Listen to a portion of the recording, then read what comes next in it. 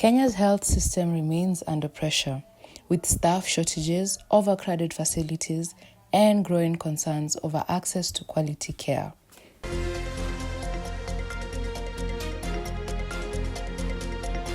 Water scarcity intensifies across the country as climate change, infrastructure failures, and rising demand push the system to its limits.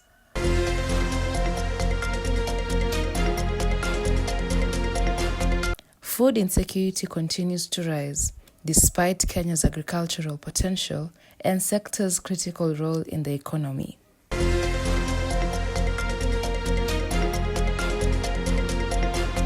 And as Kenya's digital economy expands, digital threats are escalating at an alarming rate, putting citizens and institutions at risk.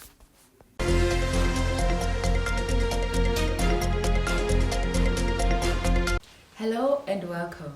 I'm Charity Wanjugu and we're glad you join us from Kenya, Africa and beyond. We examine the systems that sustain daily life health, water, food and digital security, and how structural failures in these areas are increasingly putting pressures on citizens. Because when these systems fail, the impact is not just economical, it's humane. This is Focus Point News.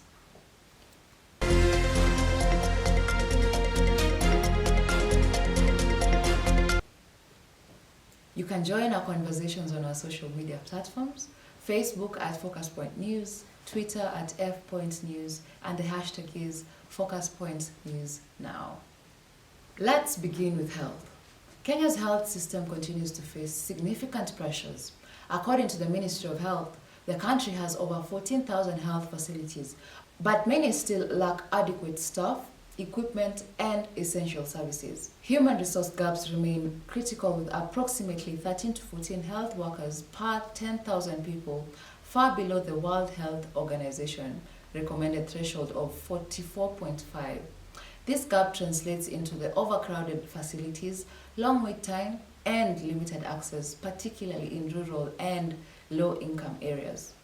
Joining me live is our health correspondent. Welcome, Sama. Kenya's health system continues to face growing pressures as many public facilities struggle with staff shortages, limited equipment, and overcrowding. Although the country has more than 14,000 health facilities, experts say access to quality healthcare remains uneven, especially in rural and low-income communities. With fewer health workers than the World Health recommendation, many patients are forced to endure long wait times and delayed treatment. Health analysts now warn that without greater investment and stronger accountability, the pressure on the system could continue to grow, leaving ordinary citizens to carry the heaviest burden. Thank you so much for that, Sama. To help us understand this further, we are joined by a public health expert. Welcome, please introduce yourself. Oh, hi everyone. My name is Wanjugu. I am a final year medical student at the University of Nairobi. That is what currently I am doing. I'm pursuing Bachelor of Studies in Medicine and Surgery. What are the biggest gaps in the system right now? Oh, okay. I can say that the current state of healthcare in our country is in a rapid transition. We have noticed the healthcare being driven through devolution, coming from the central government, and they are now functional level 4, level 5 hospitals in all the 47 counties. And there's a rollout of the pre-primary healthcare, and we can see the government focusing more on universal health coverage.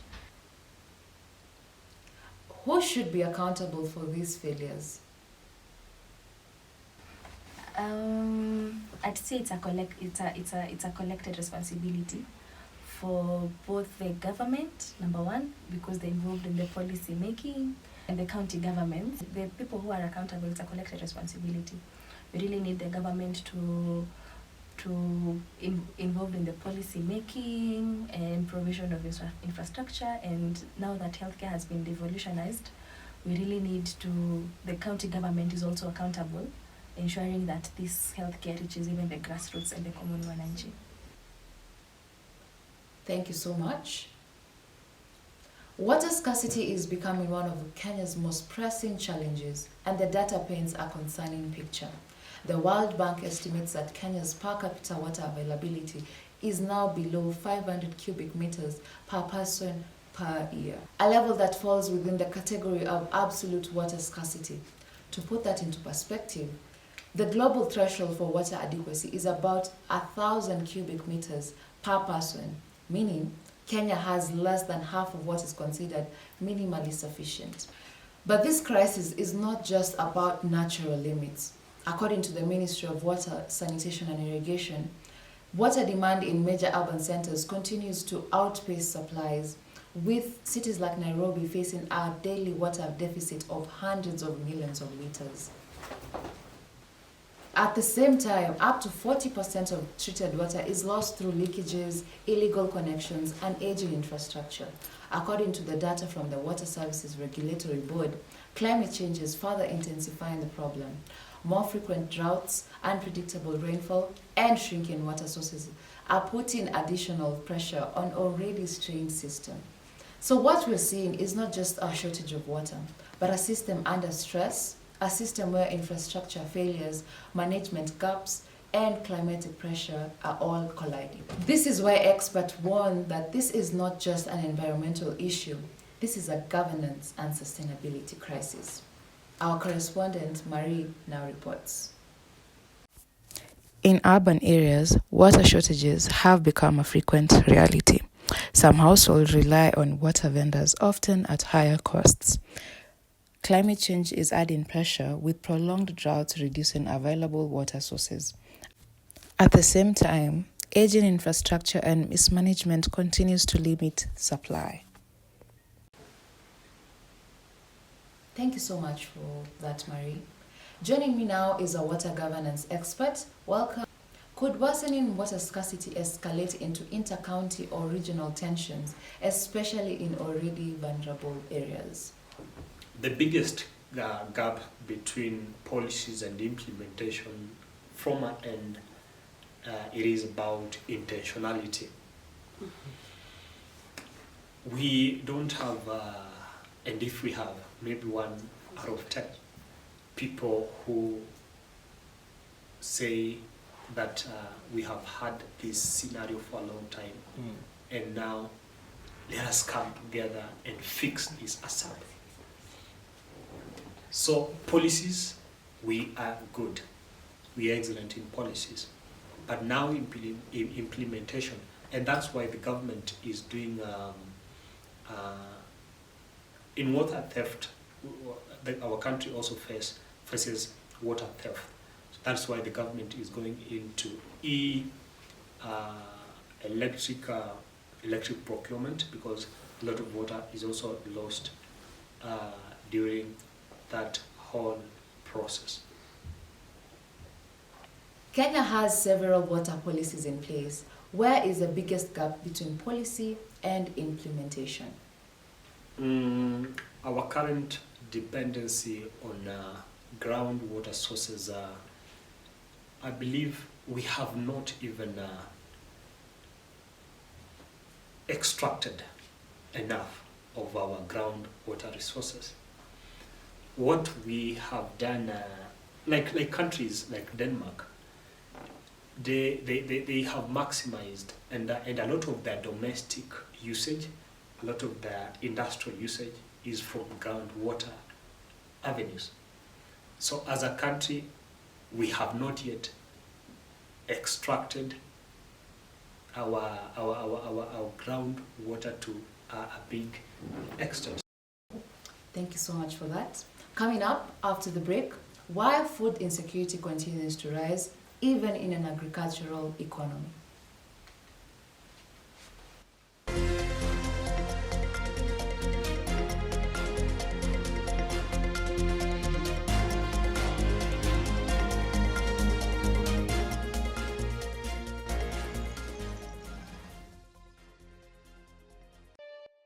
Kote nchini mbele tuendelee, mbele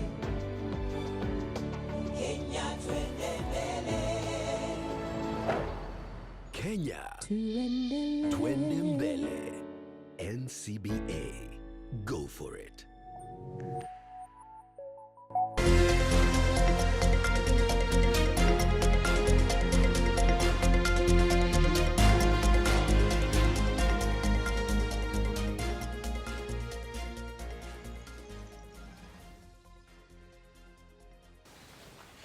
Welcome back. Food insecurity remains a growing concern, and despite Kenya's agricultural potential, the reality for many households is becoming an increasingly uncertain.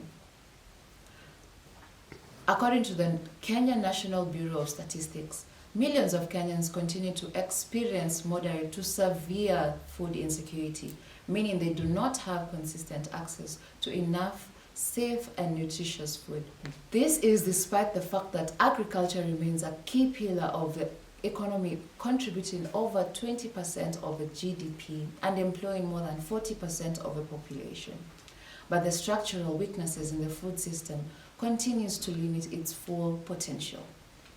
The Food and Agriculture Organization notes that climate change is a major driver, with more frequent droughts, unpredictable rainfall, and decline in soil productivity affecting farm outputs across the country. At the same time, rising costs of farm inputs, including fertilizers and fuel, are making it harder for farmers to produce at scale. For consumers, this translates into higher food prices and reduced purchasing power. Data from the World Food Programme indicates that arid and semi-arid regions, which make up a large part of Kenya, are mostly affected, with households often relying on food aid during prolonged dry periods. So what we're saying is a paradox: a country with a strong agricultural potential, yet a growing number of people who cannot afford basic food. And that raises a critical question: is this a production problem or system failure? Our correspondent now reports. Food insecurity in Kenya is still a growing crisis, affecting millions of households. Data from Kenya National Bureau of Statistics show many families lack reliable access to food, despite agriculture being a key economic driver. The Food and Agriculture Organization links this to climate shocks and declining farm output, while high input costs continue to drive food prices up. And with the World Food Programme warning that arid regions are hardest hit, a critical question emerges: is this a food production problem or is it a system failure? This is Ben Marie, back to you studio. Thank you so much. We're now joined by our food policy expert, Mary Jenga. Thank you so much for coming. My name is Mary Jenga. I'm a food security and livelihood specialist. I work for the Food and Agriculture Organization of the United Nations. Currently, I'm the information management specialist supporting the Sudan office. And any views I give or any opinions are based on my experiences, and I'm not speaking on the behalf of the organization. Is there a disconnect between national policy and county level implementation? Okay, what happens, all the interventions of trying to mitigate the impact of food insecurity, it has to be through the county government. As you know, our country is devolved, and most of these, for example, the implementing partner for most of those interventions are National Drought Management Authority, or NDMA, which has a national office based here in Nairobi. It also has focal points in all the counties. So they normally worked together with developing partners. So that is on the government side, with developing partners to address or to implement any interventions towards that direction. So in terms of disconnect, I think partnership is something that has been well managed, because all the stakeholders have to work together. And even classifying these areas in different phases of food insecurity, that classification has to be based on consensus. So it is multi-sectoral participation, and it is based on consensus. So everybody is on board, from the classification all the way to implementation. What lesson has Kenya failed to learn from past droughts and food crises?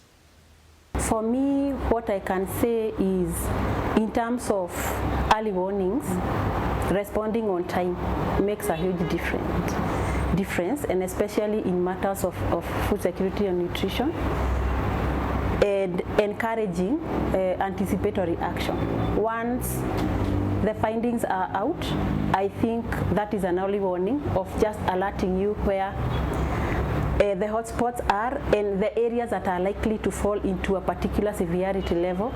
Anticipatory action interventions will save a lot of funding and also save lives and livelihoods before they reach emergency levels. So for me, I would encourage early interventions instead of waiting for emergencies to happen, to act. Thank you so much for that, Mary Jenga. As Kenya's digital economy expands, so do the risks, and the scale of those risks is growing rapidly. The Communication Authority of Kenya reports a sharp and sustained increase in cyber threats, with the country recording over 4.6 billion threats incidents in just 2025 alone. To put that into context, this represents a 441% spike from the previous quarter, signaling one of the fastest escalation in cyber risks in recent years. The majority of these threats are linked to system vulnerabilities, with billions of attempts targeting weaknesses in digital infrastructure. But these are not just technical numbers, they are real-world consequences. Data from the same authority shows that Kenya lost over 10 billion Kenya shillings to cybercrimes in a single year as fraudsters target mobile money, banking systems, and individual users. As more Kenyans move online for banking, businesses, and communication, the number of potential targets grows continuously. So what we're seeing is a digital economy expanding faster than the systems meant to protect it. A system where low user awareness, system gaps, and evolving cyber threats are all converging, making digital security not just a technological issue, but a public safety and economical risk. Our correspondent Marie has more on this. Cybercrime is on the rise, targeting individuals and institutions alike. Most common cases include mobile money fraud, siphon scams, and unauthorized data access. Most users remain vulnerable due to limited awareness and protection. Thank you so much, Marie. To add more insights into this is our cybersecurity expert, Matthew Masharia. Welcome, Matthew. Do Kenya's current cybersecurity laws and the regulatory frameworks go far enough to protect both the citizens and the institutions, or are there critical gaps? With individuals, it's a long range of lists, right? Now, when it comes to data, we're looking at all the private information you have on your phone. Now, some people will usually say, I don't have anything private on my phone. You do. You just don't know that it's private. So I'll give you an example. With the technology that exists today, it's easy enough for me to get into your phone and clone any of the voices you have in your voice recordings, even if they come from your friends. It'll be easy enough for me to impersonate you using pictures that you have, that you've taken, that you've never shared.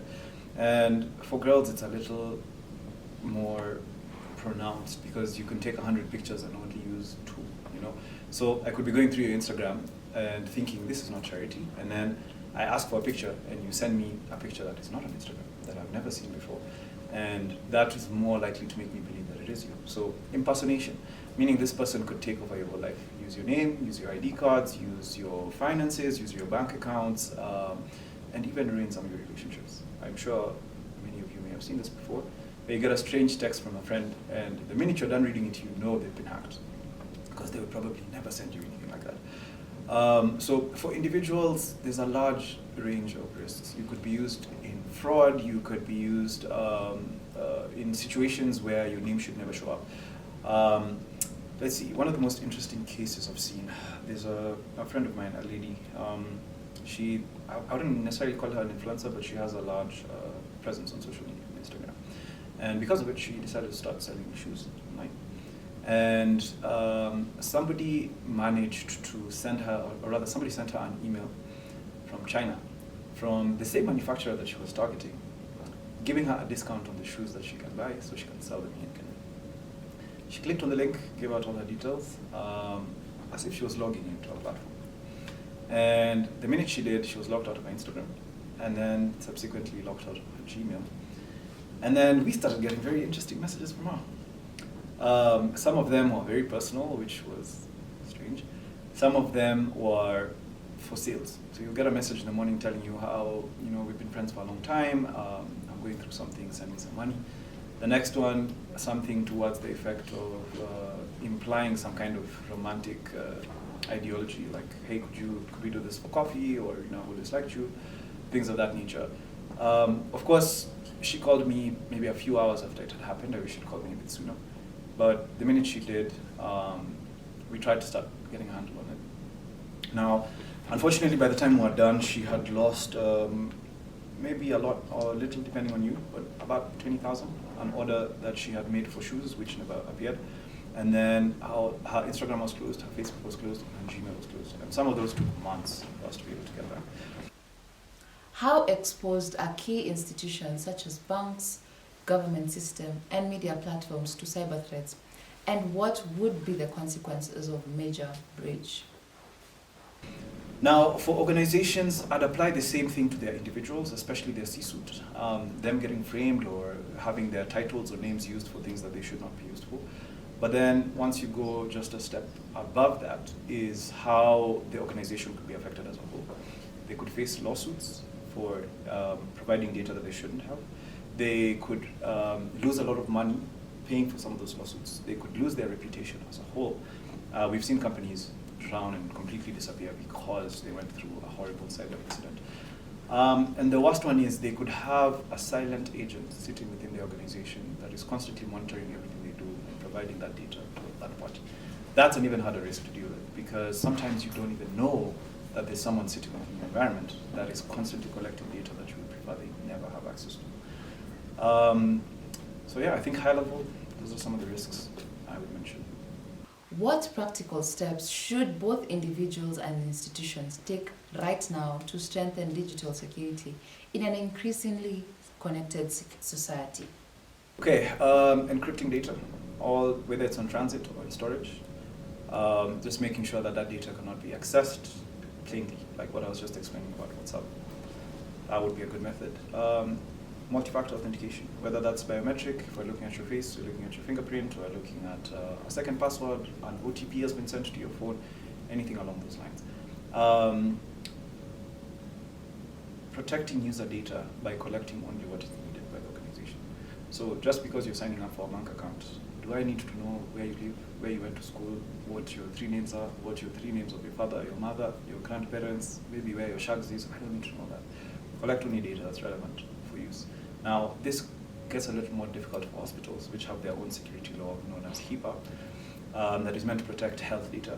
Now, for hospitals, it would be a little different because they have to collect that sensitive data, and anything about your health is initially automatically sensitive data. So how could they deal with that one? I think encryption would work for them, but having security solutions, tools that monitor your environment, tools that allow you to block strange access to your environment, whether it's new users that have created accounts, whether it's somebody who's logging in at a time they normally don't log in, having systems that are actually capable of telling you whenever there's an incident that might be occurring that you might not be aware of. Some of the best security solutions, I think there's a very long list that I could go into, and I'd prefer not to. But depending on the need of your organization, there's a long list of them that exist in the market today. Some which are open source that could be used for free, and some which, of course, require a bit of money depending on the size of the organization. But when it comes to user data, every user is responsible for their data, but any organization that collects user data is automatically responsible for that user data. Meaning, if any of your data is even given out without your consent, you have every right to take them to court. And in Kenya today, you actually have the Data Protection Act that you can use to sue a company that uses your data without your consent. So yeah, in terms of protection, I'd say those are the top that I can think of right now. Thank you so much for that. We have looked at how pressure on the health, water, food, and digital system is shaping everyday lives.